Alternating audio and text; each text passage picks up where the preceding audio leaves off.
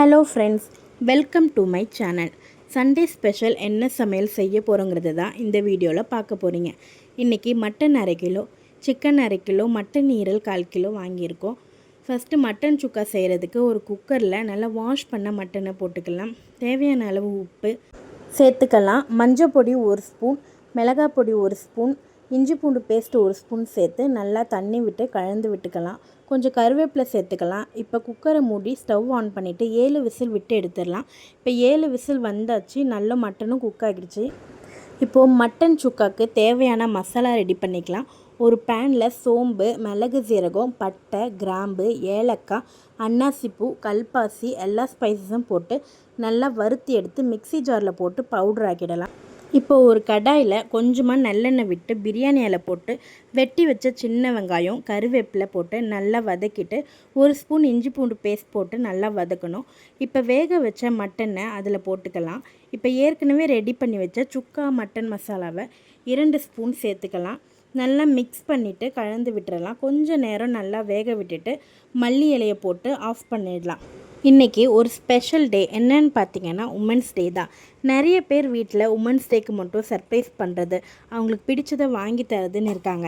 இது நல்லது தான். ஆனால் எல்லா நாளுமே அவங்க மேலே கொஞ்சம் கேரிங்கோடு இருங்க ஃப்ரெண்ட்ஸ். மோஸ்ட்லி ஆஃப் கேர்ள்ஸ் பார்த்திங்கன்னா அவங்களோட ஆசையுமே சரி, வேதனையுமே சரி அதிகமாக யார்கிட்டையுமே எக்ஸ்ப்ரெஸ் பண்ண மாட்டாங்க. ஸோ அவங்களுக்காக கொஞ்சம் டைம் ஸ்பெண்ட் பண்ணுங்கள்.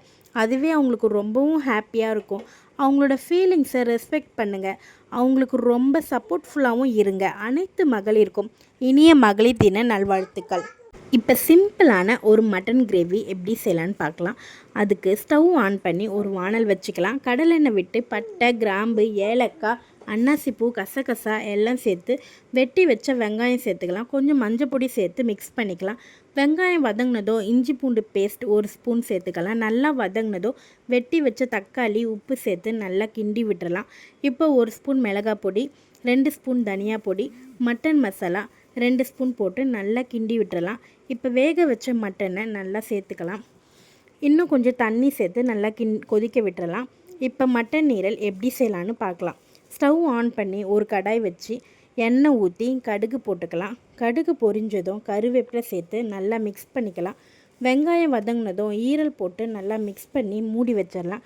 அதுக்குள்ளே மட்டன் கிரேவி நல்லா கொதித்து எண்ணெய் பிரிஞ்சு வந்துருச்சு. இப்போ மல்லி இலை சேர்த்துட்டு ஸ்டவ் ஆஃப் பண்ணிடலாம். இப்போ ஈரல் நல்லா வெந்துருச்சு. இப்போ ஜீரகத்தூள் 2 ஸ்பூன், மிளகுத்தூள் 2 ஸ்பூன் சேர்த்து நல்லா கிண்டி விட்டுறலாம். 2 நிமிஷம் இப்படியே வேகட்டும். அதுக்குள்ளே சிக்கன் பிரியாணியுமே ரெடி ஆகிடுச்சு ஃப்ரெண்ட்ஸ். ஈரலும் நல்லா வெந்து ரெடி ஆகிடுச்சு. இப்போ குட்டி பாப்பா சாப்பிட்டு என்ன சொல்கிறாங்கன்னு பார்க்கலாம். குட்டி பாப்பா சாப்பிட்டு சூப்பர்னு சொல்லிட்டாங்க. இந்த வீடியோ உங்களுக்கு பிடிச்சிருந்தா லைக் பண்ணுங்கள், ஷேர் பண்ணுங்கள், கமெண்ட் பண்ணுங்கள். மறக்காமல் சப்ஸ்கிரைப் பண்ணிவிடுங்க ஃப்ரெண்ட்ஸ். தேங்க்ஸ் ஃபார் வாட்சிங்.